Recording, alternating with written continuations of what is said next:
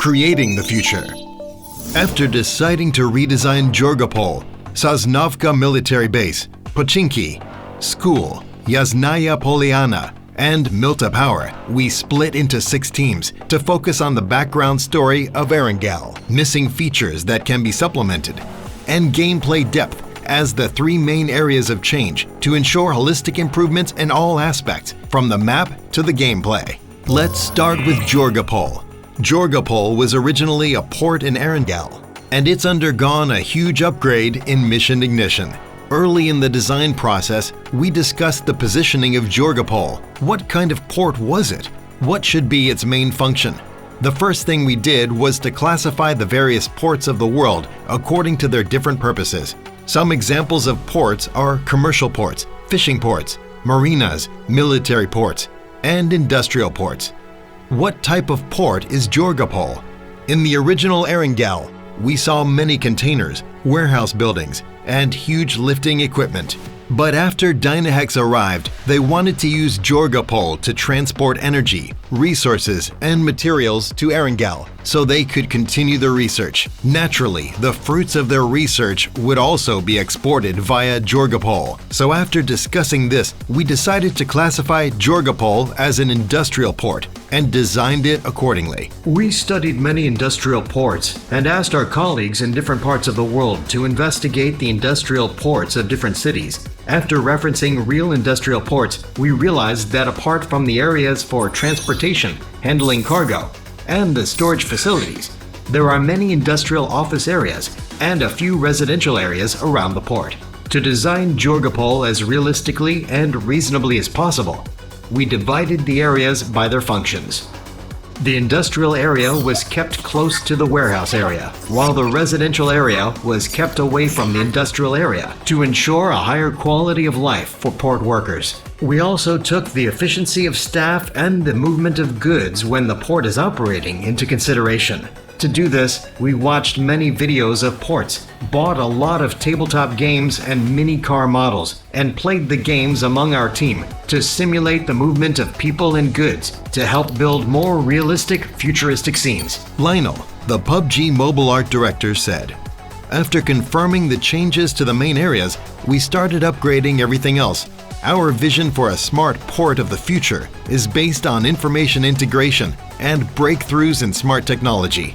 The overall development of the port should reflect more unmanned automation and 3D design elements. Therefore, in the design of the port, key changes were made to the combination of the integrated planning of transportation lines and the layout of warehouse areas to make the Georgiapol into a smart integrated port. We also added many dynamic features for this purpose. These indoor and outdoor dynamic platforms introduce timing elements and different routes to the combat experience. In addition, as a key port used to import construction resources and various equipment to Erangel, Georgiapol needs to accommodate a large flow of people and have a high logistics capacity. Regarding combat-related designs at Georgiapol, we planned for close-range firefights to take place at the port and mid-range combat to take place in the warehouse area. We look forward to players having new and exciting combat experiences here. Next up is the Tech Center. Dynahex transformed the original school into a brand new tech center. This is where Dynahex's most advanced technologies are kept.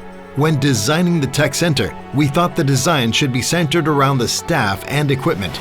In most cases, scientific and technological developments lead to improvements in staff and equipment without excessive upgrading of buildings and spaces, which is why we believe that within the next 30 years, there shouldn't be huge changes in the design of buildings of the lab.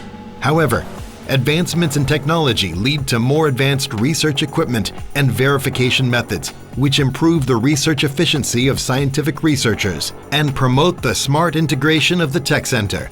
Therefore, when designing the tech center, we divided it into the experimental area, isolation area, demonstration area, meeting room, storage area, and so on, based on their functions. The first floor of the tech center is a public area that is accessible to all. The demonstration area and meeting room are located here. The second floor is the research area and can only be accessed by staff. The lab is located at the heart of this area and is used for Dynahex's research with the highest level of security. The other areas provide additional research support. At the current stage, the main building of the tech center has basically been completed, and the surrounding buildings are also in the final stage of construction. Other than the design, we've also added many new combat elements to the tech center. We hope these in-game elements will give players new combat experiences. For example, we added an alarm system to the front door of the lab, which sounds an alarm when the front door is damaged. This is an extremely interesting design, as players can catch the attention of other players by triggering the alarm, and it creates many strategic possibilities.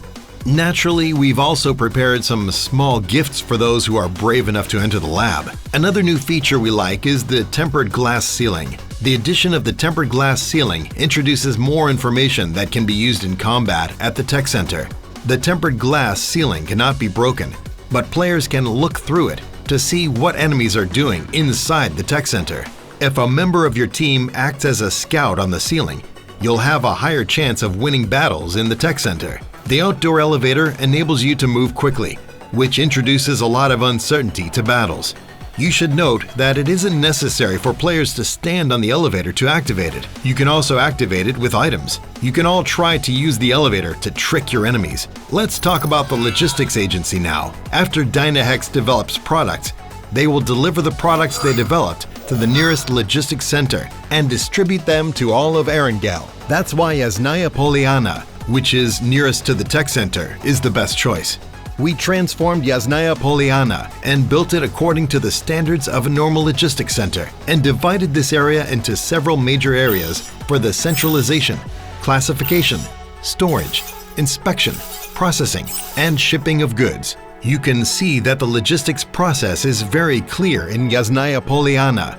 Goods are centralized and moved via the conveyor belt. Then they are sorted, stored, and processed before they are inspected and shipped. In the process of devising futuristic technological designs, we studied many logistics and intelligent warehouses around the world and their development processes. Based on history, we know that first-generation logistics centers utilized manual sorting and that current second-generation logistics centers utilize 3D conveyor belts, which shows an overall trend towards becoming more automated and increasingly information-based. Regarding the design of the logistics agency, the futuristic changes mainly reflect greater robot autonomy and developments in AI technology. That's why we replaced manual handling with lots of automated conveyor devices and designed the brand new Yasnaya Polyana logistics agency in this way. However, in version 1.5, the logistics agency will not be 100% completed. You will see that there are many construction sites and temporary storage areas here. The intelligent warehouse will be at 70% completion,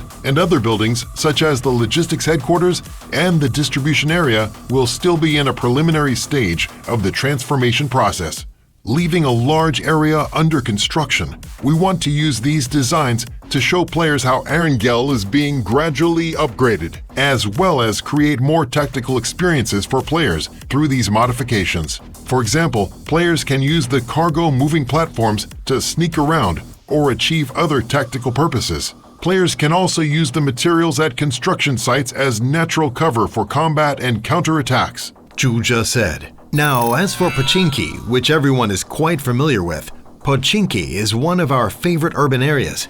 It is located near the center of Erangel and is an important hub that players must traverse. So, given its unique location, we've transformed Pochinki into the transit center. To make this area true to its name, we've built 2 hyperline routes on Erangel, which intersect at Pochinki. In this way, players will naturally use this area as a transportation hub for moving around the map.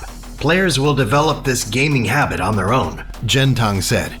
First, we gave Pochinki a triangle-shaped structure and made 2 main roads converge at the station and extend outwards. Outside the station, we have prepared a parking lot area, commercialized areas renovated out of old residential buildings, public facilities, ongoing construction material sites, and outlying urban areas. This design is to ensure that this large station meets the needs of quick transportation without affecting the life of locals. This area is really interesting. Firstly, at the area where the hyperlines intersect, nobody knows if there are any enemies inside the hyperlines that stop in front of them. In addition, the moving hyperlines can easily obstruct players' vision, allowing it to provide cover and evacuation opportunities. It'll be very interesting to play hide and seek with enemies here. The double-decker structure also offers players a new experience. At the same time, it won't be overly complicated to have gunfights between the upper and lower floors. The circular structure ensures that there are good shooting angles on both the upper and lower floors, Rick said. Today we have introduced 4 areas that have been transformed in Mission Ignition, as well as a behind-the-scenes look at the development and ideas of the PUBG mobile team. In the next issue, we'll introduce the 2 remaining areas and tell everyone more interesting stories about Mission Ignition. See you next time.